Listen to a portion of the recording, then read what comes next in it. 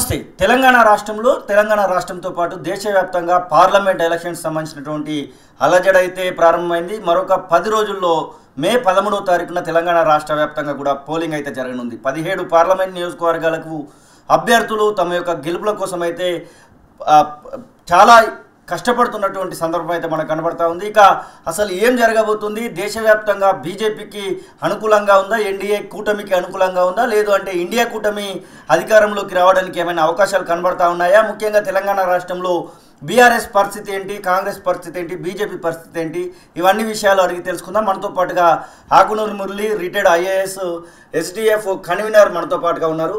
Sir నమస్తే. చాలా రోజుల తర్వాత మళ్ళీ కెమెరా ముందుకు తీసుకొచ్చేటువంటి ప్రయత్నం చేస్తా ఉన్నాం. ఎట్లా అనిపిస్తుంది? ఇంకొక 10-12 రోజులలో ఎలక్షన్స్ కూడా జరగనున్నాయి. మే 13వ తారీఖున పోలింగ్ కూడా ఉంది. మీరు కూడా చాలా ప్రాంతాలలో తిరుగుతున్నట్టున్నారు. జాగ తెలంగాణ పేరుతో చాలా మీటింగ్స్ కూడా ఈ 3-4 నెలల్లో అటెండ్ చేసినటువంటి పరిస్థితి ఎట్లా ఉంది ప్రజలలో? అసలు అంటే ప్రజలు అన్నీ పరిశీలిస్తుంటారు, అబ్జర్వ్ చేస్తుంటారు.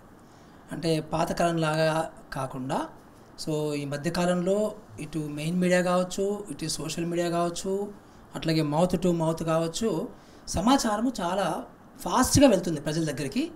సో ప్రజలు గమనిస్తున్నారు, ఎవరు అబద్ధాలు చెప్తున్నారు, ఎవరు నిజాలు చెప్తున్నారు, ఎవరికి టైం ఇవ్వాలి, ఎవరికి టైం ఇవ్వద్దు, సో ఏమి జరుగుతుంది, ఎక్కడెక్కడ మనకి ప్రజలకు సంబంధించిన ఇష్యూస్ మీద ఎలా మాట్లాడుతున్నారు, ఇవన్నీ కూడా గమనిస్తున్నారు.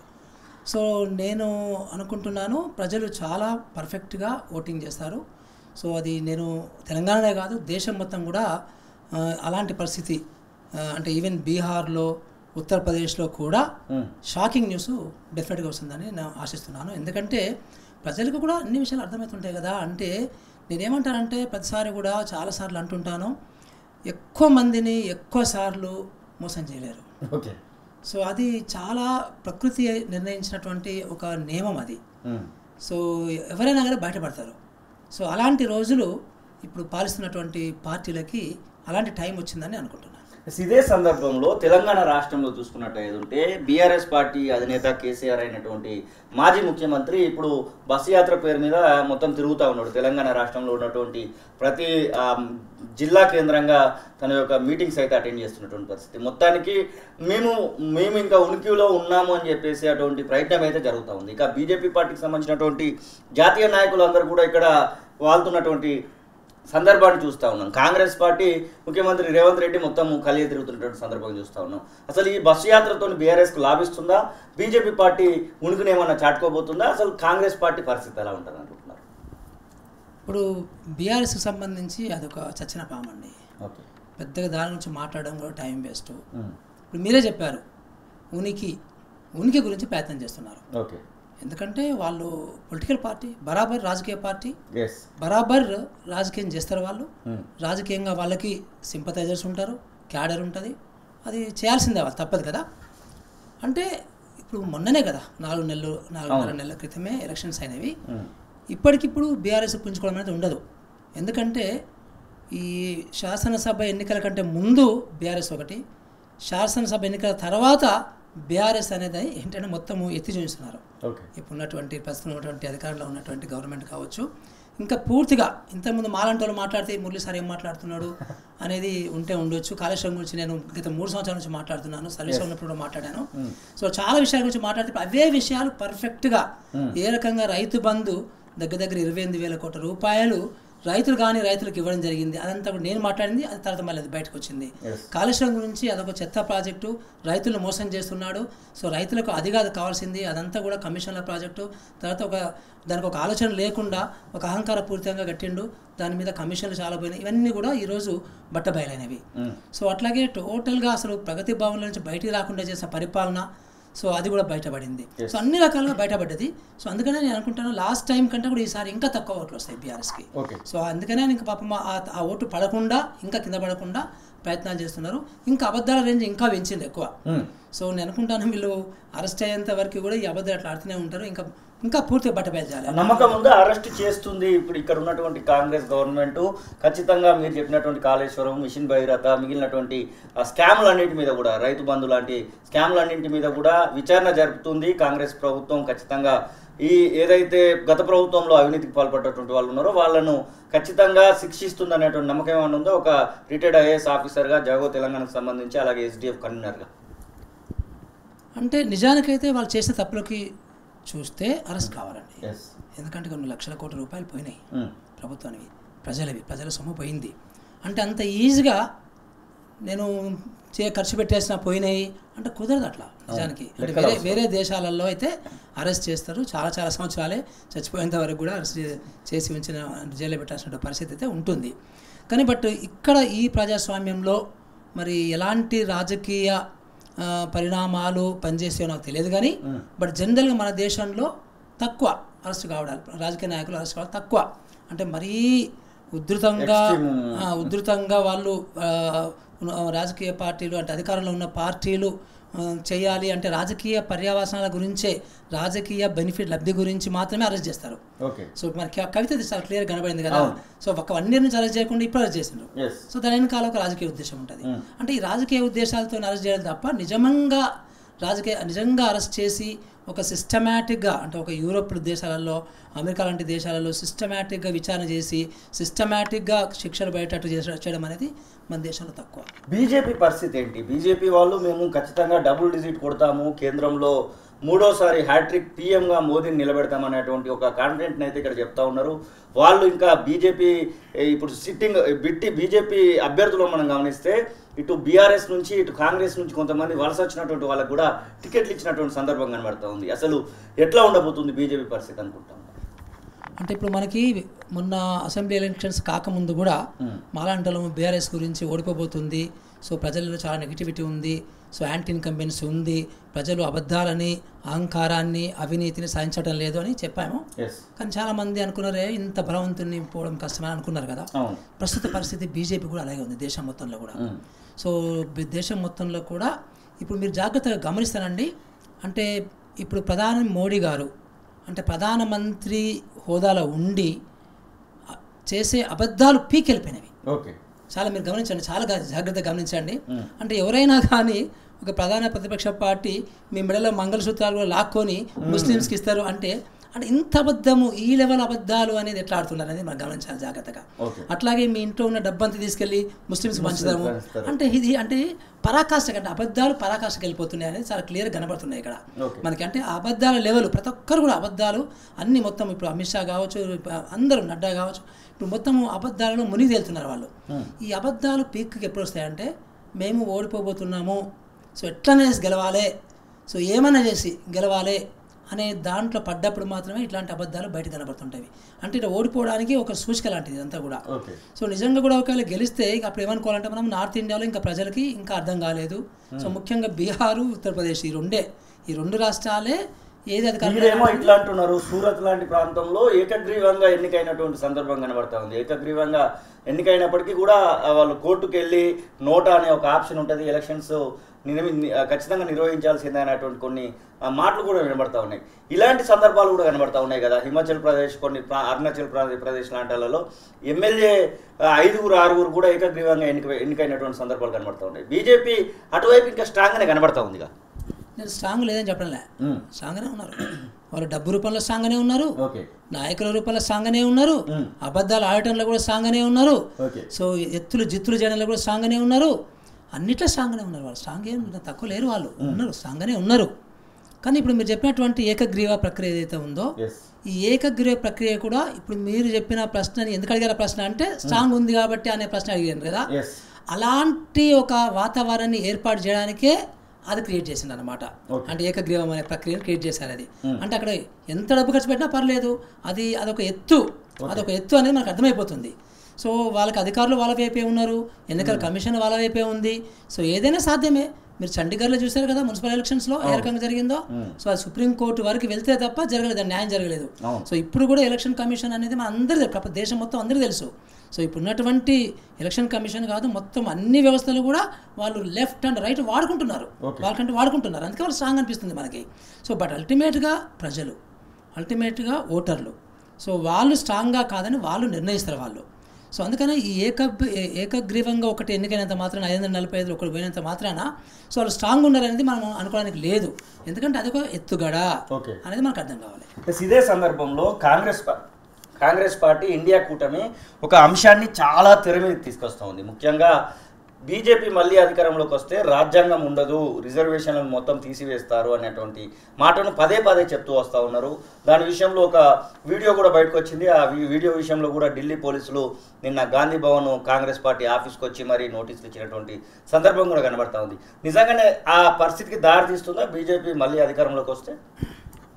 అంటే ఇప్పుడు మీ జాగ్రత్తగా గత 10 సంవత్సరాలు కానీ, గత గుజరాత్లో ఉన్నటువంటి 30 సంవత్సరాల పరిపాలన కానీ, లేకపోతే వాళ్ళ భావజాలము, ఆర్ఎస్ఎస్ భావజాలము, బీజేపీ భావజాలం చూస్తే ఎట్లా ఉంటుందంటే పరిస్థితి వెరీ సింపుల్ అబ్బా. మన దేశంలో 2 భావజాలాలు ఉన్నాయి. ఒక భావజాలం ఏంటంటే అందరూ సమానంగా ఉండొద్దు. ఆయుధాలు సమానంగా ఉన్నాయా? మన చిరంజీవి సమానం చూసినావా? అదొక భావజాలం అన్నమాట. ఆ భావజాలం బీజేపీ భావజాలం. అందరూ సమానంగా ఉండొద్దు, కొద్దిమంది ధనవంతంగా ఉంటారు, మిగతా వాళ్ళంతా పేదరికంలో ఉంటారు, ఇదే సహజము, ఇదే సనాతన ధర్మం అనే దాంట్లో కూడా వాళ్ళు చెప్తూ ఉంటారు. సో ఇట్లా ఉంటుంది పరిస్థితి అనేది, అదొక భావజాలము. సో ఇంకొకటి రాజ్యాంగం భావజాలము. రాజ్యాంగం ఏం చెప్పింది మనకి? సో రాజ్యాంగ పరిషత్తులో ఉన్నటువంటి 250 మంది అప్రూవ్ చేసినటువంటి రాజ్యాంగం, మనకి పెద్దలు ఇచ్చినటువంటి రాజ్యాంగం ఏదైతే ఉందో ఆ రాజ్యాంగంలో ఎంత చాలా క్లియర్గా చెప్పారు. సో సమానత్వము, సౌభాతృత్వము, సమాన్యాయము, సమస్వేచ్ఛ ఇవన్నీ చెప్పారు. వీటి మీద అంటే అందరూ సమానంగా ఉండాలనేది ఒక రాజ్యాంగ స్ఫూర్తి. సో ఈ 2 భావజాలాలు నడుస్తున్నాయి అన్నమాట. సో ఇది బీజేపీ సమానంగా ఉండొద్దు అనే భావజాలంలో ఉంది. సో రాజ్యాంగము ఏమో సమానంగా ఉండాలనే భావం ఉంది. సో న్యాచురల్గా ఇప్పుడు మాలాంటి వాళ్ళు కూడా రాజ్యాంగం ఎందుకు కాపాడుకోవాలనుకుంటున్నాము, ఎందుకు బీఆర్ఎస్ కేసీఆర్ గారు రాజ్యాంగం పక్కన పడేస్తుండు, ఎందుకు ఈరోజు చాలామంది బీజేపీ ఎంపీల నుంచి మనకు వీడియోలు వచ్చినాయి. ఇప్పుడు లేటెస్ట్గా అమిత్ షా వీడియో కరెక్ట్ కాకపోవచ్చు కాక, బోగస్ వీడియో కావచ్చు కాక, బట్ అలాంటి స్ఫూర్తి అంటే అలాంటి ఒక భావజాలం మాత్రము డెఫినెట్గా బీజేపీలో ఉంది. అంటే ఈ రాజ్యాంగం మార్చాలి. మొన్నటికి మొన్న అనంతనాగ్ ఎంపీ చెప్పిండు కదా, మేము మాకు కొత్త గవర్నమెంట్ వస్తే మాకు ఎక్కువ సీట్లు వస్తే మేము రాజ్యాంగాన్ని మార్స్తామని చెప్పాడు కదా. అట్లాగే నార్త్ ఇండియాలో పుంఖాలుగా యాక్చువల్ వీడియోలు వచ్చినవి, ఫ్లాగ్స్ బీజేపీ ఫ్లాగ్స్ పెట్టుకొని SC down down, OBC down down అని వచ్చినటువంటి చాలా ఉన్నాయి కదా మన దగ్గర. అంటే సహజమైనటువంటి భావజాలము బీజేపీది ఏంటంటే రాజ్యాంగం స్ఫూర్తి కరెక్ట్ కాదు, సెక్యులర్ అనే పదం తీసేస్తానంటున్నారు, సోషలిస్టమ్ పదం తీసేస్తానంటున్నారు, రేపు సమానత్వం పదం తీసిపడేస్తారు. సో సహజంగా కూడా ఏముంది రాజ్యాంగం అనేది, సో వాళ్ళు నిజంగా కూడా 2/3 సీట్ కంటే ఎక్కువ వస్తే మార్చిపడడానికి అవకాశాలు ఉంటాయి. అంటే ఇప్పుడు మీరు వాళ్ళు చేసినటువంటి పనులు, ఉదాహరణకి కార్పొరేట్స్, సో కార్పొరేట్స్ని ఎట్లా ఎంకరేజ్ చేస్తున్నారు వాళ్ళు. సో ప్రతి ఒక్కటి ఆసుపత్రులు కార్పొరేషన్ చేస్తారు, స్కూళ్ళు కార్పొరేట్ చేస్తున్నారు, యూనివర్సిటీలు ప్రైవేటైజేషన్ చేస్తున్నారు, ఇవన్నీ అట్లాగే మనకు ఉన్నటువంటి ప్రభుత్వ రంగ సంస్థలు అమ్మేస్తున్నారు. ఇవన్నీ కూడా రిజర్వేషన్లో ఉండకుండా ఉండడానికి మాత్రమే ఇవన్నీ పనికొస్తాయి. ప్రైవేటైజేషన్ అంటే రిజర్వేషన్ స్కిల్లింగ్ అంతే. ఇప్పుడు మనకి 10 సంవత్సరాలలో ఉన్నాయి అమ్మేస్తున్నారు తప్ప ప్రభుత్వ రంగ సంస్థలు కొత్త ప్రభుత్వం ఒక్కడనే పెట్టిండా? అసలు నైజమే కాదు అది, వాళ్ళ భావజాలమే కాదు అది. సో అందుకనే సహజంగానే బీజేపీ భావజాలము రాజ్యాంగ స్ఫూర్తికి విరుద్ధంగా ఉంటుంది. అందుకే మాలాంటోళ్ళు కాంగ్రెస్ పార్టీ పక్కన పెడితే, కాంగ్రెస్ పార్టీ ఈరోజు చెప్తుంది కానీ మాలాంటోళ్ళు ఎప్పటి నుంచో చెప్తున్నారు. సో బీజేపీ చాలా ప్రమాదకరమైనటువంటి ఒక వ్యవస్థ, అది ఒక పార్టీ కాదు, ఒక వ్యవస్థ అది. వాళ్ళ దగ్గర 200-300 అనుబంధ సంస్థలు ఉన్నవి. సో ఇప్పుడు నిన్నటికి కాక మొన్న కాకతీయ యూనివర్సిటీలో ప్రొఫెసర్లని అందరూ కొట్టిండ్రు కదా వాళ్ళు. అది వాళ్ళ సంస్కృతి, బీజేపీ సంస్కృతి, ఏబీపీ సంస్కృతి, ఆర్ఎస్ఎస్ సంస్కృతి. సో మనకు ఉస్మానియా యూనివర్సిటీలో 40-50 సంవత్సరాల క్రితం ఎంత ఘోరంగా హత్య చేస్తారు జార్జి రెడ్డిని, అది వాళ్ళ సంస్కృతి కదా. సో డెఫినెట్గా వీళ్ళది చాలా డేంజరస్ సంస్కృతి అంతా కూడా ఇది. రేపు ఇన్ని కోట్ల మంది విభిన్న జాతులు ఉన్నటువంటి ఈ దేశంలో వీళ్ళు రేపుతున్నటువంటి చిచ్చు ఏదైతే ఉందో, కులం చిచ్చు కావచ్చు, మతం చిచ్చు కావచ్చు, ఇవన్నీ చిచ్చులు చాలా ప్రమాదకరమైనటువంటి పరిస్థితి నెట్టుతుంది మనకి. సో ఈరోజు బీసీ యూత్ని, ఎస్సీ యూత్ని వీళ్ళు ఎంత ఘోరంగా వాట్సాప్ యూనివర్సిటీలలో అబద్ధాలు చెప్పుకుంటూ ఘోరమైన అబద్ధాలు చెప్తున్నారు. వీళ్ళు అంత ఇంత అబద్ధాలు కాదు, ఎంత ఘోరమైన అబద్ధాలు చెప్తున్నారంటే అసలు హిట్లరు క్యాబినెట్ మినిస్టర్ గోబెల్స్ అనేవాడు చాలా ప్రముఖమైన వ్యక్తి అబద్ధాలు ఆడడంలో ప్రపంచంలో, ప్రపంచ మానవజాతి చరిత్రలో. ఆ గోబెల్స్ చరిత్రను వీళ్ళు తిరగరాస్తున్నారు. అన్ని అబద్ధాలు చెప్పుకుంటూ వీళ్ళు ఎందుకు చేస్తున్నారు, అది భయపడుతున్నారు, అందరం భయపడుతుంది. అందుకనే వీళ్ళు రిజర్వేషన్స్ రద్దు చేసే భావజాలమే వీళ్ళది. ఛత్తీస్గఢ్లో మావోయిస్టుల ఎన్కౌంటర్లు చాలా జరుగుతూ ఉన్నాయి. మావోయిస్టుల ఎన్కౌంటర్లు జరుగుతూ ఉంటే ఈ మానవ హక్కులకు సంబంధించినటువంటి వాళ్ళు, కొంతమంది సోషలిస్టులు, కొంతమంది ఏం మాట్లాడుతూ ఉన్నారంటే ఇది హత్యలు, ప్రభుత్వం చేస్తున్నటువంటి హత్యలు అని చెప్తా ఉన్నారు. కాంగ్రెస్ గవర్నమెంట్ ఉన్నన్ని రోజులు ఒక్క ఎన్కౌంటర్ కూడా కనబడలేదు. ఇప్పుడు పదుల సంఖ్యలో మావోయిస్టుల పేరు మీద లేకపోతే అక్కడ ఉన్నటువంటి నక్సలైట్స్ పేరు మీద వాళ్ళని ఎన్కౌంటర్ చేస్తున్నారు. వాళ్ళు సాధారణమైనటువంటి పౌరులు అనేటువంటి మాట కూడా వినడుతూ ఉంది. మీ ఆలోచన ప్రకారం ఇవి కరెక్ట్ అంటారా ఈ ఎలక్షన్ సమయంలో? ఇప్పుడు నక్సలైట్స్ని ఎన్కౌంటర్ చేయడం అనేది అన్ని ప్రభుత్వాలు చేసినాయండి. చంద్రబాబు తెలుగుదేశం ప్రభుత్వం ఉన్నప్పుడు కూడా ఎన్కౌంటర్స్ అయినవి, కాంగ్రెస్ గవర్నమెంట్ ఉన్నప్పుడు ఎన్కౌంటర్స్ అయినవి, బీజేపీ ఉన్నప్పుడు కూడా ఎన్కౌంటర్స్ అయినవి. ఎన్కౌంటర్లకి బీజేపీ మాత్రమే చేస్తారని అనడానికి లేదు కానీ, బట్ ప్రధానంగా ఏంటంటే నక్సలిజం అనేది అదొక టోటల్ డిఫరెంట్ భావజాలం. కమ్యూనిజము, లెనినిజము, మార్క్సిజము, మావోయిజము ఇవన్నీ కూడా ఏంటంటే అందులో కొంచెం తీవ్రవాదం ఎక్కువ ఉంటుంది, తీవ్రవాదం తక్కువ ఉంటుంది. సో ఇవన్నీ ఉంటాయి కానీ బట్ అదొక డిఫరెంట్ భావజాలం ఆల్టుగెదర్. సో అది వాళ్ళు అసలు డెమోక్రసీ నమ్మరు. సో ఇవన్నీ ఉన్నాయన్నమాట అందులో. సో ఎన్కౌంటర్స్ అనేది డెఫినెట్గా రాజ్యాంగానికి విరుద్ధమే. సో నిజంగా కూడా వీళ్ళకి ఓపిక ఉంటే ఎన్కౌంటర్ చేసి మేము తీసేస్తామంటే అది రాజ్యాంగ విరుద్ధం, అది కరెక్ట్ కాదు. మీరు కావాలనుకుంటే వాళ్ళని పట్టుకోండి. సో వాళ్ళని ఇప్పుడు వరవరరావు గారు ఉన్నారు, వరవరరావుని జైలు వేశారు. సో కోర్టులు వాళ్ళు నడుస్తూ ఉంది అది. సో మీరు ఆ రకంగా మరి ఏ నక్సలైట్స్ అయినా కావచ్చు, ఇంకెవరైనా కావచ్చు, వాళ్ళని కూడా మీరు అరెస్ట్ చేసి మీరు జైల్లో పెట్టండి, వాళ్ళని కోర్టులు తీసుకెళ్ళండి, కోర్టు నిర్ణయిస్తుంది ఏంటనేది. అంతేగాని మీరు టపా కాల్ చేయడం అనేది తప్పు కాదు, అది ఏ ప్రభుత్వమైనా కావచ్చు. ఎన్కౌంటర్ అనేది డెఫినెట్గా కరెక్ట్ కాదు. అది చాలా అప్రజాస్వామికము. అది ఎక్కడ కూడా ఏ దేశంలో కూడా ప్రజాస్వామిక దేశం అన్న దేశంలో ఎన్కౌంటర్లు జరగకూడదు. అది ఖండించాల్సిందే అది. సో అట్లని చెప్పేసి మనం ఆ భావజాలను సపోర్ట్ చేస్తున్నట్టు కానే కాదు అసలు. అది ఒక డిఫరెంట్ భావజాలము. అది దాన్ని పెద్ద డిబేట్ జరగాలి, అది వేరే విషయం అది. బట్ ఎన్కౌంటర్స్ మాట కరెక్ట్ కాదు. అఫిడవిట్లు చూస్తున్నారా మీరు? ఈ లీడర్లకు సంబంధించినటువంటి అఫిడవిట్లు చూస్తూ ఉంటే 5,000 కోట్లు, 10,000 కోట్లు, 8,000 కోట్లు, ఈ కోట్లను చూస్తూ ఉంటే ఎలాంటి ఫీలింగ్ వస్తూ ఉంది అసలు ఈ డబ్బుల వ్యవస్థ గురించి? అఫిడవిట్లలో కనబడుతున్నటువంటి ఆ డబ్బుల గురించి మాట్లాడాలంటే అంటే ఏం లేదండి, తొండ ముదిరి ఊసరి వెళ్ళినట్టుగా ఈ వ్యాపారస్తులు, కార్పొరేట్లు వీళ్ళందరూ కూడా ఏంటంటే బాగా డబ్బు సంపాదిస్తారు, అడ్డదిడ్డంగా సంపాదిస్తారు. ఇప్పుడు యశోదనే ఉంది అంటే మన పేరు చెప్తా కానీ ప్రజలకు అర్థం కాదు.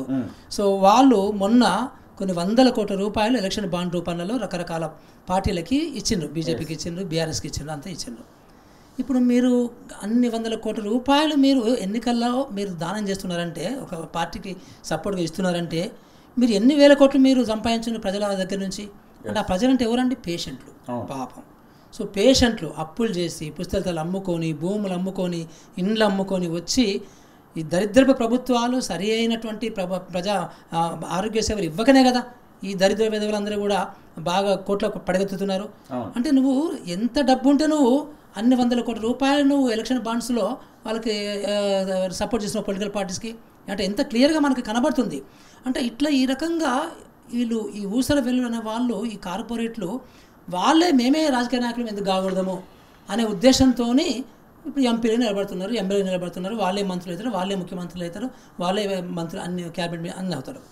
సో ఇది ప్రజాస్వామ్యానికి మంచిది కాదు, ఇది చాలా డేంజరస్ ఇది. అంటే ఇప్పుడు ఏంటంటే ఇది ఒక ప్రజలు కూడా వాళ్ళ ప్రజలకి నాణ్యమైనటువంటి విద్య ఇవ్వకపోవడం వలన వాళ్ళు మూర్ఖుల్లాగా ఉండి సో డబ్బులకు అమ్ముడు పోయే పరిస్థితి కూడా మనకు అక్కడక్కడ కనబడుతుంది, బాగానే కనబడుతుంది అదంతా కూడా. సో అట్లాగే ఇప్పుడు ఏముంది, ఇప్పుడు చీప్ ఒక 1,000 రూపాయలు, ఒక 500 రూపాయలు ఇస్తే ఒక కార్యకర్త వస్తుంది నీకు. సో నేను ఒక 100 మందిని తలా చేతిలో ఒక ఫ్లాగ్ పెట్టి, మా జెండా ఫ్లాగ్ పెట్టి తిరగనరా బాబు అంటే వాడు కూలీలాగా తిరుగుతుంటాడు. అంటే ఎందుకంటే పాపం అంత పేదరికంలో ఉన్నారు, అంత అజ్ఞానంలో ఉన్నారు వాళ్ళు.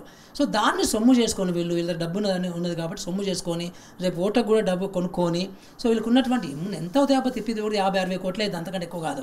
వీళ్ళందరికీ డబ్బులు కొనుక్కున్నా కానీ ఓట్లు కొనుక్కున్నా ఎంత కూడా 50-60 కోట్లు. అది కాక ఇప్పుడు 100 కోట్లు 200 కోట్లు కూడా ఖర్చు పెడుతున్నారు వీళ్ళు.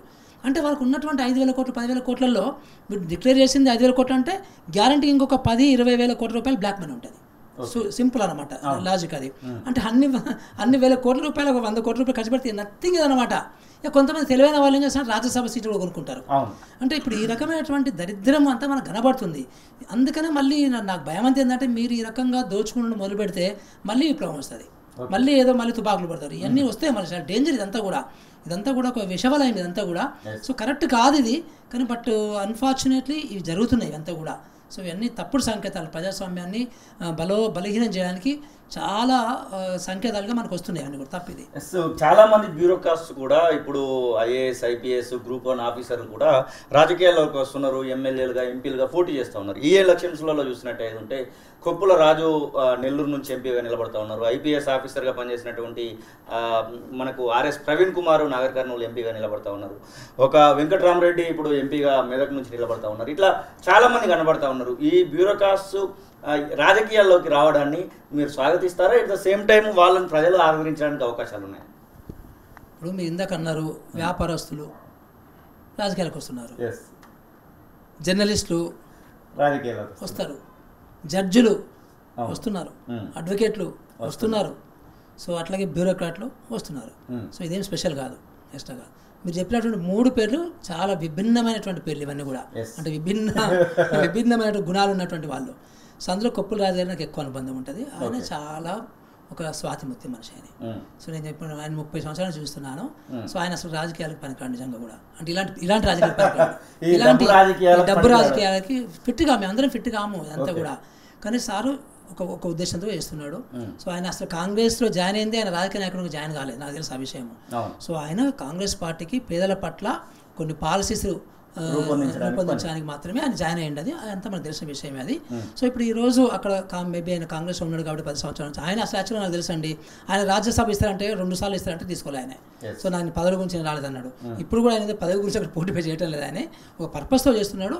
బట్ చూద్దాం, అంటే ప్రజలు నిజంగా కూడా ఆయన చేసినటువంటి సేవలు, 4 సంవత్సరాలు నెల్లూరు జిల్లాలో కలెక్టర్గా ఉండి దేశం మొత్తంలో ఏ కలెక్టర్ కూడా ఆయన జిల్లాలో ఉన్నటువంటి అన్ని గ్రామాలు సందర్శించలే, ఈయన సందర్శించాడు 4 సంవత్సరాల్లో. అట్లాగే గొప్ప అక్షరాస్యత ఉద్యమం తీసుకొచ్చిండు, చాలా తెలివిగా. అట్లాగే సారా అక్షరాస్యత ఉద్యమం నుంచి సారా వ్యతిరేక ఉద్యమాన్ని పుట్టించిండు. సో అది అయిపోయిన తర్వాత ఈ 2 సాధించిన తర్వాత పొదుపు లక్ష్మి ఉద్యమం, అంటే సేవింగ్స్, పొదుపులు, మహిళల్ని ఆర్గనైజ్ చేయడం, సంఘటితం చేయడము, మహిళా సంఘాలు ఏర్పాటు చేయడం, అది చేసిండు. సో అది కాక అక్కడ ఉన్నటువంటి పేద ప్రజలకు భూములు ఇచ్చిండు, అది కాక భూమి అభివృద్ధి పనులు చేసిండు, జీవనోపాధులు పటిష్టం చేసిండు. సో ఆయన చాలా నిజాయితీవంతమైన ఆయనకుని మిగతా 2 పేర్లకి అస్సలు మనం నక్కకు నాగలో కాలుకుంటే మాట్లాడడం వేస్ట్. సో రాజు గారు డిఫరెంట్ మనిషి. ఎట్లా అసలు ప్రజల ఆదరణ ఎట్లుంటుంది అనుకుంటున్నారు బ్యూరోక్రాట్స్? ఒకవేళ రాజకీయాల్లో చాలా మంది వస్తూ ఉన్నారు, కొంతమంది వచ్చిన జేడి లక్ష్మీనారాయణ లాంటి వాళ్ళు వచ్చినాక కూడా ఏదో ఒక రకమైనటువంటి అక్కడ చేదు అనుభవం ఎదురయ్యి మళ్ళీ ఇప్పుడు పార్టీలను పెట్టి కొంతమంది అయితే ఒకసారి ఇట్లా వచ్చేసి మళ్ళీ వెనక్కి వెళ్ళిపోతున్నటువంటి సందర్భాలు కనబడుతూ ఉన్నాయి. ప్రజలకు ఎలాంటి అవేర్నెస్ రావాల్సినటువంటి అవసరం ఉంది, ముఖ్యంగా ఇలాంటి అధికారులు రాజకీయాల్లోకి వచ్చినటువంటి నేపథ్యంలో? ఇప్పుడు అధికారులైనా లేకపోతే ఇంకా ఏ వర్గం నుంచి వచ్చినా కానీ ప్రజలు ముఖ్యంగా ఒక విషయం చూస్తారండి, వీళ్ళు మనకు అందుబాటులో ఉంటారా. సో అది గ్యారెంటీగా చూస్తారు, నెంబర్ 1. తర్వాత వీళ్ళ యొక్క బ్యాక్గ్రౌండ్ ఏంటి, అంటే ఎలాంటి ఉద్దేశంతో వీళ్ళు ఇక్కడ వచ్చిండ్రు అనేది కూడా చూస్తారు వీళ్ళు. సరే డబ్బులు ఇచ్చి ఓట్లు వేసే వాళ్ళు కూడా ఉంటారు, అది కూడా నెంబర్ మంచిగా ఉంటుంది, సిగ్నిఫికెంట్ నెంబర్ ఉంటుంది, అది కూడా మనకి కనబడుతుంటుంది. సహజంగా కూడా ఇలాంటి మీరు చెప్పిన కొన్ని బ్యూరోక్రాట్ల పేర్లకి చూస్తే వెంకట్రామరెడ్డిని పక్కన పెడితే సో మిగతా వాళ్ళ దగ్గర అంత డబ్బు కూడా ఏమి ఉండదు వాళ్ళ దగ్గర. సో వాళ్ళు ఏమనుకుంటారంటే మేము చాలా మంచి పనులు చేసాం కదా, ప్రజలు ఆటోమేటిక్గా గెలిపిస్తాను అనుకుంటారు, కానీ ఆ రకంగా రాజకీయాలు జరగవు. సో మంచితనం వేరు, నువ్వు చేసినటువంటి అధికారిగా ఉండి ప్రజాసేవ చేసింది అది వేరు, తర్వాత ఓటు రూపంలో ఓటు పడము అది వేరు అనమాట. ఈ రెండింటికి తేడా ఉంటుంది. అందుకనే మనం ఎప్పుడు కూడా ప్రజలు ఒకవేళ అధికారులు ఎవరైనా బ్యూరోక్రాట్స్ పోటీ చేసిన ఓడిపోయినంటే ప్రజలను తప్పడానికి లేదు, మీరు తప్పది. సో ఇప్పుడు జేడి లక్ష్మణ ఉన్నారు, నేనేమంటానంటే ఆయన పోటీ చేయకుండా జనరల్గా పార్టీ పెట్టి ఆ లోకల్ వాళ్ళతో పోటీ చేయించడం వేరు. బట్ ఆయనే పోటీ చేస్తే ఆయన ఎక్కడి నుంచి పోటీ చేస్తున్నాడో అక్కడే ఉండాలి, కొన్ని సంవత్సరాలు బతకాలి, వాళ్ళ మధ్యలో కొన్ని సంవత్సరాలు అందుబాటులో ఉండాలి. సో అది ఎవరైనా కావచ్చు, అది అంతకన్నా పారాచూట్ లాగా వచ్చి పోటీ చేయడం అనేది కరెక్ట్ కాదంటాను నేను, ఎవరైనా కావచ్చు అది. సో అందుకనే మనం మీరు బ్యూరోక్రాట్లను స్పెషల్గా చూడడానికి లేదు. సో ప్రజలు ఒకటే చేస్తారు, మాకు అందుబాటులో ఉంటాడా, తర్వాత ఆయన రిప్రజెంట్ చేసే పార్టీ ఎలాంటి పార్టీ, సో ఆ తర్వాత మనిషి ఎలాంటి మనిషి, ఇవే చూస్తారు తప్ప బ్యూరోక్రాట్ అలాంటి ఏమి యాడ్స్ ఏం చూడరు. చాలా మంది ఇప్పుడు మీరు అన్నటువంటి పారాషూట్లుగా చూసుకున్నట్టయితే బీఆర్ఎస్ నుంచి దాదాపు 5 సిట్టింగ్ ఎంపీలు ఇప్పుడు బీజేపీ కొంతమంది పోయారు, కాంగ్రెస్ పార్టీకి కొంతమంది పోయారు, వాళ్ళకి ఇప్పుడు టికెట్లు కూడా వచ్చినటువంటి సందర్భం కనబడుతూ ఉంది. అసలు ఈ యొక్క జంపు జలానీలకు సంబంధించినటువంటి ఆలోచన చూస్తూ ఉంటే, ఈ జంపు జలాని రాజకీయాలను చూస్తూ ఉంటే ఏమనిపిస్తుంది, ఒక టికెట్ మీద ఇప్పుడు దానం నాగేందర్ లాంటి వాళ్ళు ఖైరతాబాద్లో ఒక గుర్తు మీద ఇచ్చి మళ్ళీ తర్వాత ఇంకో గుర్తు కోసమని ఇప్పుడు మళ్ళీ బయటకు వచ్చి మళ్ళీ ఇంకొక ప్లేస్ నుంచి పోటీ చేసినటువంటి సందర్భం కనబడుతుంది. ఈ యొక్క జంపు జనాల గురించి మాట్లాడాలంటే ఒకటే కామెంటు, సిగ్గులేని విధవలు అంతే, వీళ్ళ గురించి మాట్లాడడం వేస్ట్. వీళ్ళు ఏంటంటే అధికారం లేకుండా ఉండలేరు. అధికారం ద్వారా వచ్చే కలెక్షన్లు అది లేకుండా బతకలేరు. సో ఆ పొగరు లేకుండా బతకలేరు. సో వాడికి ఏమన్నా ఎవడి బూట్లు నాకినా పర్లేదు, అధికారంలో ఉండడమే వాడికి కావాలి. వాళ్ళ గురించి ఏం మాట్లాడతామండి. సో కానీ అన్ఫార్చునేట్లీ దురదృష్టవశాత్తు మెజార్టీ వాళ్ళే ఉన్నారు. సో వాళ్ళ గురించి మాట్లాడడం వేస్ట్. ఇంకా 10 రోజులు మాత్రమే ఎలక్షన్స్ సమయం ఉంది. మీరు చాలా ప్రాంతాలలో తిరుగుతూ ఉన్నారు కదా, ఫైనల్గా ఏ పార్టీకి తెలంగాణ రాష్ట్రంలో 17 నియోజకవర్గాలలో మెజారిటీ కోసమని ఆలోచిస్తున్నారు? ఎట్లా ప్రజల యొక్క నాడి మారుతా వస్తూ ఉంది? అంటే ఇప్పుడున్నటువంటి ప్రస్తుత పరిస్థితిని చూస్తే మనం క్లియర్గా మొన్ననే ఎలక్షన్స్ అయినాయి కాబట్టి సో సహజంగా కాంగ్రెస్కి మెజార్టీ ఓట్లు వస్తాయి. సో ఆ 2వ స్థానం ఈసారి బీజేపీకి వస్తుంది, ఎక్కువ సీట్లు రావడానికి ఉంటుంది. 3వ స్థానము బీఆర్ఎస్గా ఉంటుంది. అంటే కుల్లం మాట్లాడుకోవాలనుకుంటే సో అంటే మేము కూడా రాజకీయాలు చూస్తున్నాం కాబట్టి సో అట్లాగే ఈసారి మేము కూడా జాగో తెలంగాణ నెట్వర్క్ నుంచి మేము కూడా బస్సు యాత్ర పోతున్నాము. రేపటి నుంచి 10 రోజులు 11 రోజులు వెళ్తున్నాము. సో ఈసారి మేము ప్రధానంగా సో మేము అంటే బీజేపీ ఈ రాష్ట్రానికి రాకుండా ఉండాలనే ఉద్దేశంతో మేము బీజేపీకి సంబంధించినటువంటి గత 10 సంవత్సరాలలో మోడీ గారు ఆయన ప్రభుత్వం ఏం చేసింది ఏం చేయలేదనే విషయాలు ప్రజలకు చెప్పదలుచుకున్నాం. ఈ బస్సు యాత్ర ప్రధాన ఎజెండా అదే అని చెప్తున్నారా? ఏ ప్రాంతాన్ని కవర్ చేయదలుచుకున్నారు? ముఖ్యంగా రూరల్ ఏరియాలను పెట్టుకున్నారా లేకపోతే అర్బన్ ఏరియాను పెట్టుకున్నారా? మంచి ప్రశ్న. డెఫినెట్గా మేము ప్రధానంగా రూరల్ ఏరియాస్ని పెట్టుకున్నాము. అర్బన్ ఏరియాలో అసలు అది ఆ క్యాలిక్యులేషన్స్ వేరే ఉంటుంది. సో చాలామంది ఓటే వేయరు. సో ఇవన్నీ ఉంటవి. సో ప్రధానంగా మనము అంటే బీజేపీకి ఇక్కడ ఉన్న వాళ్ళు ఏంటంటే కొంతమంది మూర్ఖులు ఉంటారు. సో వాళ్ళకి చూస్తున్నాం కదా మనము, బీజేపీ మాకు గ్యాస్ బండ 5,000 రూపాయలు చేసినా పర్లేదు మేము కొనుక్కుంటాము అని అంటున్న మనుషులు ఉన్నారు. సో అలాంటి మనుషులు అర్బన్లో ఎక్కువ ఉంటారు. సో ఇంకోటి చాలా ప్రధానంగా మీకు చెప్పాల్సింది ఏంటంటే బిఫోర్ బస్ యాత్ర ఈ దేశంలో చాలా క్లియర్గా BJP and other than BJP అనేది డివైడ్ అయింది. ఎట్లా డివైడ్ అంటే upper middle class. So middle క్లాస్లో ఉండే ధనవంతులు ప్లస్ ధనవంతులు వీళ్ళంతా బీజేపీ సపోర్టర్స్ అండి. So middle class, lower middle class, పేదవాళ్ళందరూ కూడా బీజేపీకి ఎగనెస్ట్ అనేది అట్లా నడుస్తుంది ప్రస్తుతానికి. కాకపోతే బీజేపీ వాళ్ళు మళ్ళీ అబద్ధాలు ఆడి ఈ లో మిడిల్ క్లాస్ వాళ్ళు కూడా లాక్కపోవడం అనేది ట్రై చేస్తున్నారు. కానీ బట్ అల్టిమేట్గా జరగదు అట్లా. బట్ ఈ రకంగా డివైడ్ అవుతుంది. వీళ్ళంతా ధనవంతుల వైపు ఉంటున్నారు, మిగతా వాళ్ళంతా కూడా ధనవంతులు కాని వైపు ఉంటున్నారు. అది చాలా క్లియర్గా కనబడుతుంది. సో మేము బస్ యాత్ర అనేది ఒక 10 పార్లమెంట్ నియోజకవర్గాల్లో ముఖ్యంగా రూరల్ ఏరియాస్లోనే మేము తిరుగుతున్నాము. ఎందుకంటే బీజేపీ ఈ అబద్ధాలు ఏదైతే ఆడుతుందో వాళ్ళు చేయాల్సిన పనులు చేయకుండా, ఇప్పుడు యాక్చువల్గా ప్రభుత్వం అంటే ఏం చేయాలి? ప్రభుత్వం అంటే సో బేసికల్లీ సో పన్నులు వసూలు చేయాలి. పన్నులు వసూలు చేసి కొంత వెల్త్ని బ్యాలెన్స్ చేయాలి. సో బాగా పేదవాళ్ళు ఉంటే వాళ్ళకి హెల్ప్ చేసి ఆ పేద కొంచెం బయట తీసుకురావాలి. బయట తీసుకురావడం మూలాన వీళ్ళకి ఏం నష్టం కాదు, ధనవంతులకి ఏం నష్టం కాదు. ధనవంతులకు కూడా వీళ్ళ యొక్క శక్తియుక్తులు కావాలి, అల్టిమేట్గా హ్యూమన్ రిసోర్సెస్ కావాలి. సో అది జరగాలి అన్నమాట. అది సో ప్రతి ప్రభుత్వము అంటే మీరు ఒక 1000 సంవత్సరాల ఒక సిస్టమేటిక్ అడ్మినిస్ట్రేషన్ వచ్చినటువంటి 1000 సంవత్సరాల చరిత్ర తీసుకుంటే ఈ వెల్త్ని బ్యాలెన్స్ చేయడము, సో ఒక మంచి పరిపాలన ఇవ్వడము, సో పీస్ శాంతి ఇవ్వడం అనేది ప్రభుత్వం యొక్క ముఖ్య ఉద్దేశము. కానీ బీజేపీని చూస్తే మీకు శాంతిని డిస్టర్బ్ చేస్తున్నారు. సో ఈ వెల్త్ని పంచడం లేదు. పంచడం అంటే మళ్ళీ మోడీ అన్నట్టు వాళ్ళ దగ్గర నుంచి లాక్కుని వెళ్ళిపోయడం కాదు బాబుని అమ్మ. ఎన్ని బద్దలాడుతుండే ఈ మహానుభావుడు మోడీ, అర్థమే కావడం లేదు. అంటే వెల్త్ను బ్యాలెన్స్ చేయడం అంటే అర్థం ఏంటంటే కింద ఉన్న వాళ్ళని కొంచెం పైకి లాగితే సో మీకు ఇంకా ఎకానమీ డెవలప్ అవుతుంది. ఎకానమీ డెవలప్ అయితే మీ ధనవంతులు డెవలప్ అవుతారు బాబు. అది అర్థం కావడం వీళ్ళకి. అంటే ఇప్పుడు మన యొక్క దేశంలో ఎట్లా ఉందంటే నేను పన్నులు కడుతున్నాను, నా పన్నును మీరు పేదలకు ఎందుకు ఖర్చు పెడతారన్నట్టు ఉంది ఇది. సో అది ఎంత తప్పంటే అది చాలా తప్పనమాట. అది పేదలకు ఖర్చు పెట్టడం కాదు. అది ఆ పన్ను నీకు వచ్చే వెల్త్ నీ సొంతంగా నువ్వు గాలి నుంచి క్రియేట్ చేయలే మ్యాజిషియన్ లాగా. సో నువ్వు ఇదే దేశంలో ఉన్నటువంటి ప్రకృతి వనరులు, సహజ వనరులు, తర్వాత మానవ వనరులు ఇవన్నీ వాడుకోనే నువ్వు ధనవంతులు అవుతున్నావు.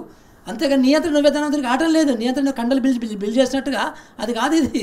కానీ అర్థమయ్యే ఆటలు మనకి దానికి తగ్గట్టుగా ఇప్పుడు ఇలాంటి మాటలు మాట్లాడుకున్నా మోడీ ఏమంటుండు, నీ జేబు నుంచి డబ్బులు తీసుకొని వాళ్ళకి ఇస్తున్నా అంటుండు. అంటే ఇంత అబద్ధాలు ఆడుతున్నారు వీళ్ళు. సో సహజంగానే ప్రభుత్వం అనేది ఇలాంటి అడ్మినిస్ట్రేషన్ చేయాలన్నమాట, వెరీ ఇంపార్టెంట్ అది. కానీ అది చేయకుండా బీజేపీ మిగతా అన్ని చేస్తున్నారు, మిగతా అన్ని ఏందేదో మాట్లాడుతున్నారు. సో పిచ్చి అబద్ధాలు మాట్లాడుతున్నారు, లేకపోతే మతాన్ని తీసుకొస్తున్నారు, లేకపోతే గుళ్ళ గురించి మాట్లాడుతున్నారు. ఇప్పుడు జై శ్రీరామ్ అనేది ఒక శ్రీరాముడు అందరికీ దేవుడు. ఇప్పుడు దేవుడా? కొన్ని వేల సంవత్సరాల నుంచి దేవుడు ఆయనే. సో అందరికీ అదొక లాంటి గౌరవం అన్నీ ఉంటుంది, తప్పదే. కానీ దాన్ని రాజకీయాలకు వాడుకోవడం ఏంటండి, తప్పది చాలా. మేము అనేది అదే అనమాట. సో అందరము ఇప్పుడు ఉదాహరణకి ఈయన ముస్లిమ్స్కి సంబంధించి ఏమంటాడంటే పిల్లల్ని ఎక్కువ గంటలు అంటాడు. మరి పిల్లల్ని ఎక్కువ కనుక చట్టం తిను నీ దగ్గర ఉంది కదా. సో పిల్లలు ఎవరిపై పిల్లలు కనద్దు, ముస్లిమ్స్ కనొద్దు, క్రిస్టియన్స్ కనొద్దు, హిందూస్ కనొద్దు.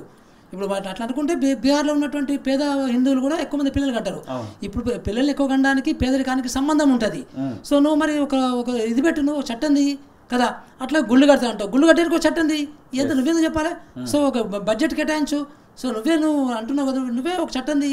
సో ప్రతి మండలంలో గుడి కడతానని చెప్పి అది తీపోని అప్పుడు ప్రజలు నచ్చితే నీకు కొట్టేయచ్చు కదా. సో నువ్వేం చేస్తావు, నువ్వు చేయాలి. కానీ నువ్వు గవర్నమెంట్లో ఉండి చేయాల్సినవి చేయకుండా అన్ని ఏంటంటే మాత్రం మసిగుసి మాడికాయ చేసి నేను అందరినీ ఎమోషనల్ బ్లాక్మెయిల్ చేసి ఓటు సంపాదించడం మంచి పద్ధతి కాదు. హైదరాబాద్ నియోజకవర్గం చాలా ఇప్పుడు ఈ 2024 పార్లమెంట్ ఎలక్షన్స్లో మాత్రం బాగా కనబడుతుంది, వినబడుతున్నటువంటి పేరు హైదరాబాదు పార్లమెంట్ నియోజకవర్గం. అక్కడ అది ఖచ్చితంగా ఎంఐఎం పతంగ్ గుర్తు ఓవైసీ అడ్డా అని చెప్పుకునేటువంటి ప్రాంతంలో ఇప్పుడు మాధవి లత అలాగే బీఆర్ఎస్ పార్టీ నుంచి కూడా ఒక శ్రీనివాస్ యాదవ్ అనేటువంటి వ్యక్తి వచ్చినటువంటి పరిస్థితి. మాధవి లత గురించి కామెంట్ చేయాలనుకుంటే ఈ 2 నెలల నుంచి వెళ్ళి ట్రెండింగ్ పర్సన్గా కనబడుతున్నటువంటి మాధవి లత గురించి మాట్లాడాలంటే ఎగ్జాక్ట్లీ నువ్వు కూడా బుట్టలో పడిపోయినావు, బీజేపీ బుట్టలో పడిపోయినావు. ఎట్లా పడిపోయినావు అంటే వాళ్ళు ఇప్పుడు మొన్నటి వారికి రాజాసింగ్ ఉండే. సో రాజాసింగ్ ఒక్కడే కాదు, మాకు ఇంకా రాజాసింగ్లు చాలామంది కావాలి అనే ఉద్దేశంతో ఈ మాధవిలత అనే అమ్మాయిని కూడా ఇంకొక రాజాసింగ్ లాగా తయారు చేసుకుంటున్నారు వాళ్ళు. అక్కడ గెలుస్తారని కాదు. సో ఈ రకమైన హైఫై చేసి ఇంకో రాజాసింగ్ని తయారు చేసుకుంటున్నారు. అదే కావాలి వాళ్ళకి, అదే ట్రెండ్ అనమాట అది. సో ఆమె గురించి మాట్లాడుకోవడం వేస్ట్. ఆమె అబద్ధాలు మాట్లాడుతుంది, చాలా క్లియర్ కనబడుతుంది. సో అలాంటి వాళ్ళు ఎప్పటికైనా కానీ సమాజానికి చాలా ప్రమాదం. ఓకే, ఫైనల్గా మీ యొక్క కార్యాచరణ దాదాపుగా 5 ఏళ్ళ నుంచి వెళ్ళి తెలంగాణ రాష్ట్రంలో నడుస్తూ ఉంది. ఇంకా మీరు ఉద్యోగంలో ఉన్నప్పుడు ఆ యొక్క కార్యాచరణ కూడా జరిగింది. ఆఫ్టర్ ఎలక్షన్స్ ఎస్డిఎఫ్ అలాగే జాగో తెలంగాణ వీటి యొక్క కార్యక్రమాలని నడుస్తూ ఉంటాయా, లేకపోతే ప్రభుత్వ అనుబంధ సంస్థ లెక్క ఏమన్నా నడవడానికి అవకాశం ఉంటుందా? ఈ బాబు మీరు చాలా పెద్ద బండం వేసండి బాబు. ప్రభుత్వ అనుబంధ సంస్థ ఏంటినాయమ్మా, చాలా డేంజరస్ వర్డ్ పాడారు మీరు. ఎప్పటికీ కూడా అంటే మా దాంట్లో మీరు చూస్తే ప్రొఫెసర్స్ ఉన్నారు కదా, సో జడ్జి ఉన్నారు, సో చాలా నిష్ణాతులు ఉన్నారు. వీళ్ళందరూ ఇప్పుడు నేను కావచ్చు. ఇప్పుడు నన్ను మీరు 2018లోనే నమస్తే తెలంగాణ వాళ్ళు ఈయన కాంగ్రెస్ ఇక్కడ ట్రై చేస్తున్నాడని చెప్పిండ్రు. ఉదాహరణకి నేను గట్టిగా ఒక నోటీస్ ఇచ్చాను, ఇది మళ్ళీ తప్పని మళ్ళీ తెల్లారిచ్చిన వాళ్ళు. అంటే ఇవన్నీ కూడా మనము ఎప్పుడైనా కానీ చూడండి మీరు. ఇప్పుడు మీరు నా ట్విట్టర్లో కూడా చూస్తే నేను ఈ పార్టీని చేస్తే ఆ పార్టీ ఓడి వీడు, అందుకని ఈ పార్టీని విమర్శిస్తున్నా అంటారు. ఆ పార్టీని విమర్శిస్తే ఈ పార్టీ అట్లా అంటారు. ఇంకో విచిత్రం, బీజేపీ విచిత్రం ఏంటంటే ఇప్పుడు నేను మాట్లాడితే ఈయనకు ఇటలీ నుంచి డబ్బులు వస్తున్నాయంటారు. మేము 5 రూపాయలు 10 రూపాయలు కట్టి చూస్తున్నాము, వాళ్ళు వీళ్ళ ఫ్రెండ్స్ని ఆడుకుంటున్నాము, చుట్టాలు ఆడుకుంటున్నాము. సో ఇలాంటి సందర్భం అన్నమాట. అంటే ఇది అనుబంధ సంస్థ పాడు కాదు. డెఫినెట్గా ప్రభుత్వాలను క్వశ్చన్ చేస్తాం. సో ప్రభుత్వాలు బరాబర్ క్వశ్చన్ చేస్తాము. సో ప్రజల పక్షాన ఉంటుంది తప్ప. సో అంతేగాని ఏ పార్టీ ఇప్పుడు ఉన్నటువంటి పార్టీలు ఏ పార్టీలు మంచి పార్టీలు కావు. అంటే ప్రజలకు నిజంగా కూడా ఉపయోగపడాలి కాదు. అంతా అదొక ఈ రాజకీయం నడుస్తుందంటే నడుస్తుంది అంతే. కానీ బట్ నిజమైనటువంటి ఒక మెచ్యూర్డ్ సొసైటీలో ఉన్నటువంటి రాజకీయాలు మాత్రం జరగటం లేదు. సో అందుకని డెఫినెట్గా సోషల్ డెమోక్రట్ ఫోరం కావచ్చు, జాగో తెలంగాణ కావచ్చు, ఇది తెలంగాణ ప్రజలకు సంబంధించిన సమస్యల మీద తప్పకుండా మాట్లాడుతుంది. మీరు గతంలో ఎస్డిఎఫ్ నుంచి చాలా స్కూల్స్ తిరిగినటువంటి సందర్భం ఉంది. ముఖ్యంగా కనీసం విద్యార్థినులకు అక్కడ శౌచాలయాలు కూడా లేనటువంటి ప్రాంతాలను మీరు గుర్తించినటువంటి సందర్భం ఉంది. ఆ విషయంలో నెక్స్ట్ వచ్చేటువంటి అకాడమిక్ ఇయర్ కోసము ఆ యొక్క సదుపాయాలు కల్పించడానికి ప్రభుత్వం దగ్గరికి మీరు ఆల్రెడీ చాలాసార్లు ఇచ్చి ఉన్నారు. కానీ అది అమలవడానికి, దానికి బడ్జెట్ కేటాయించడానికి అలాంటి పనులను ఏమైనా చేయబోతున్నారు? ఎందుకంటే మే 13 తర్వాత అంత సాధారణమైనటువంటి స్థితికి వస్తుంది. జూన్ 4వ తారీఖు రిజల్ట్స్ వచ్చినప్పటికి కూడా మధ్యలో 20-25 రోజుల సమయం అయితే ఉంటుంది. మీరు చాలా ఒక 2-3 పర్యాయాలు ముఖ్యమంత్రితో కూడా మీట్ అయినటువంటి సందర్భం ఉంది తెలంగాణ రాష్ట్రంలో కాంగ్రెస్ ప్రభుత్వం వచ్చినప్పటి నుంచి. ఆ పేద ప్రజల పేద విద్యార్థుల కోసము ఉపయోగపడేటువంటి పనుల కోసం ఏమైనా మీరు ముందుకు పోదలుచుకున్నారా? అంటే డెఫినెట్గా కాంగ్రెస్ గవర్నమెంట్ కాంగ్రెస్ మేనిఫెస్టోలో పెట్టినట్టుగా విద్యకి 15% అలికేషన్ ఇస్తారని ప్రామిస్ చేశారు వాళ్ళు. దాని గురించి మేము గట్టిగా అడుగుతాం, తప్పకుండా అడుగుతాం. అది ఇంపార్టెంట్. ఇంటర్నేషనల్ స్కూల్స్ పెడుతున్నారు, దాని గురించి కూడా మేము అడుగుతాం. అట్లాగే ఇప్పుడు మేము ఇంత దారుణంగా విద్యా వ్యవస్థను ధ్వంసం చేసినటువంటి బీఆర్ఎస్ పార్టీ మీద మేము చాలా బలంగా మాట్లాడాము. సో అప్పుడు ఎందుకు బలంగా మాట్లాడాము, అది ఇంప్రూవ్ అయితేనే కదా. సో ఆ అంశం మీద ప్రజల దృష్టిని తీసుకురావడానికి మేము ట్రై చేసినాము. సో మళ్ళీ కాంగ్రెస్ గవర్నమెంట్ మళ్ళీ అదే విద్యకు సంబంధించిన అంశాలు అట్లాగే ఉంటే, ఆ సమస్య అట్లాగే ఉంటే మాత్రం తప్పు కదా అది. సో డెఫినెట్గా దాని గురించి మేము కాంగ్రెస్ గవర్నమెంట్ కూడా డిమాండ్ చేస్తాం. Thank you sir. ఇది Akunuri Murali, retired IAS SDF convener, Jago Telangana member చెప్తున్నాడు అన్నమాట. ఖచ్చితంగా తెలంగాణ రాష్ట్రంలో మంచి పరిపాలన అందించడానికి కాంగ్రెస్ పార్టీకి మేము ఖచ్చితంగా రిప్రజెంటేషన్స్ ఇస్తామని, ఇక పార్లమెంట్ ఎలక్షన్స్లో బీజేపీ పార్టీకి సంబంధించినటువంటి విషయంలో ప్రజలకు చైతన్యం చేయడమే మా యొక్క కర్తవ్యంగా బస్సు యాత్రను సైతం చేపడతామని, ఈ 10 రోజుల పాటు రూరల్ ఏరియాలో ఉన్నటువంటి ఓటర్లను ఖచ్చితంగా మేము చైతన్యపరిచేటువంటి పని అయితే చేయబోతున్నామని, ఇక ఎన్నికలు అయిపోయిన తర్వాత మా యొక్క కార్యాచరణ ధీటుగానే ఉంటుంది. ప్రభుత్వము అన్ని పనులను, ముఖ్యంగా విద్యార్థుల విద్యకు సంబంధించినటువంటి విషయంలో 15% బడ్జెట్ను కేటాయించే విధంగా మా యొక్క కార్యాచరణ అయితే రూపొందిస్తామనేటువంటి మాటనైతే ఆకునూరు మురళి చెప్తున్నటువంటి పరిస్థితి. కెమెరా పర్సన్ సతీష్తో కలిసి శ్రీనివాస్, తొలివెలుగు, హైదరాబాద్.